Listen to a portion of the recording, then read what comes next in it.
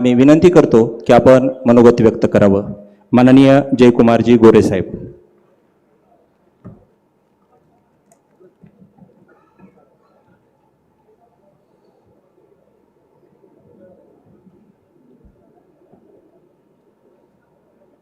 लातूर जिल्हा परिषदेच्या वतीनं आपल्या सगळ्यांचे दैवत लोकनेते बहुजन हृदय सम्राट सन्माननीय गोपीनाथजी मुंडे साहेबांच्या उभ्या केलेल्या पुतळ्याचं आज अनावरण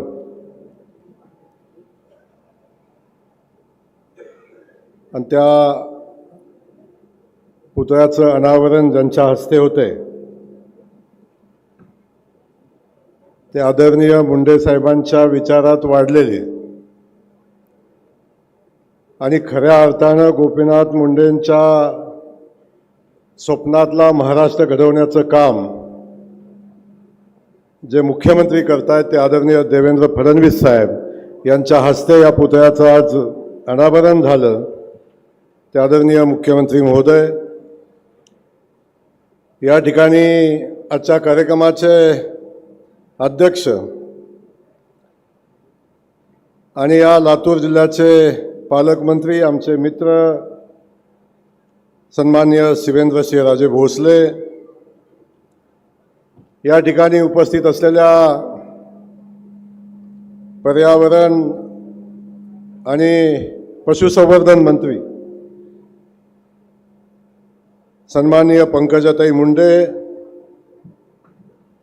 सन्माननीय धनंजयजी मुंडे, सन्माननीय रमेश अप्पा कराड, माजी मंत्री आमचे मित्र सन्माननीय संभाजीराव पाटील निलंगेकर, आमचे दुसरे मित्र सन्माननीय अभिमन्यू पवार, विक्रम काळे, संजयजी बनसोडे, संजयजी केनेकर, भारतीय जनता पक्षाचे जिल्हा अध्यक्ष आणि आमचे सहकारी सन्माननीय बसवराज पाटील, अजितजी पाटील, कृषी मूल्य आयोगाचे सन्माननीय पाशा पाटील, या जिल्ह्याच्या जिल्हाधिकारी वर्षाताई ठाकूर, नांदेड परिक्षेत्राचे DGP सन्माननीय उमाप साहेब, सन्माननीय जिल्हा परिषदेचे अध्यक्ष राहुल मीना, SP सन्माननीय तांबे साहेब, अनेक सन्माननीय वास्तविक पाहता या ठिकाणी उपस्थित आहेत.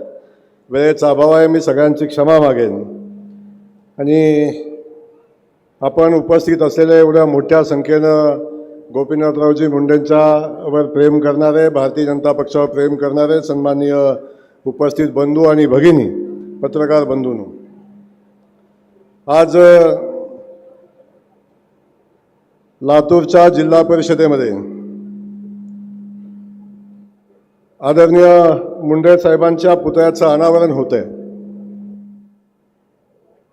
आपल्या सगळ्यांच्या दृष्टीनं खूप मोठा आनंदाचा आजचा हा दिवस आहे की ज्या भागामध्ये, ज्या परिसरामध्ये आदरणीय मुंडे साहेब वाढले घडले, त्या जिल्हा परिषदेमध्ये आज मुंडे साहेबांचा पुतळा बसला आणि त्याचं आज अनावरण होत आहे. आपण सगळेजण मुंडे साहेबांच्या संघर्षाचे साक्षीदार आहे. आपण सगळेजण मुंडे साहेबांच्या कार्याचे साक्षीदार आहोत. आणि मुंडे साहेबांनी अख्ख्या महाराष्ट्रामध्ये प्रचंड संघर्षातनं उभं केलेलं कार्यकर्त्यांचं जाळं, भारतीय जनता पक्षाचं जाळं, आणि त्यासोबत आमच्यासारख्या अनेक कार्यकर्त्यांना दिलेली ताकद, दिलेलं बळ, त्यातून उभे राहिलेले असंख्य असे कार्यकर्ते आज मुंडे साहेबांच्या विचारानं प्रेरित होऊन काम करतात. आज राज्याचे मुख्यमंत्री म्हणून आदरणीय देवेंद्र फडणवीस साहेब काम करत आहेत.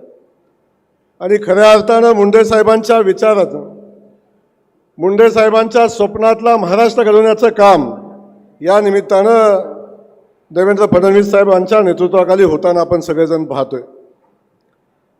आज मुख्यमंत्री म्हणून फडणवीस साहेब काम करत असताना अनेक जण जाणते राजे म्हणून होऊन गेले.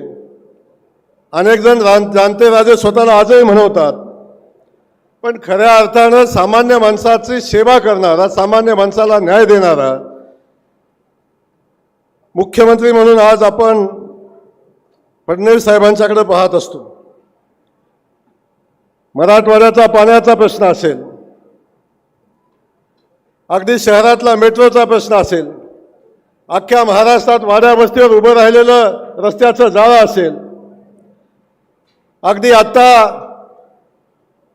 प्रधानमंत्री आवास योजनेच्या माध्यमातून गेल्या 10 वर्षामध्ये आपण बघितलं असेल की प्रधानमंत्र्यांच्या आवास योजनेचं काम आपल्या महाराष्ट्रामध्ये चालू आहे आणि 10 वर्षामध्ये महाराष्ट्राला मिळालेलं उद्दिष्ट 10,26,000 घरांचं आणि आदरणीय मुख्यमंत्री महोदयांनी प्रयत्न केले मोदीजींच्याकडून या महाराष्ट्रासाठी फक्त 6 महिन्यामध्ये 30 लाख घराचं उद्दिष्ट मिळवून आणलं आणि 30 लाख घराचं काम आज महाराष्ट्रामध्ये चालू आहे.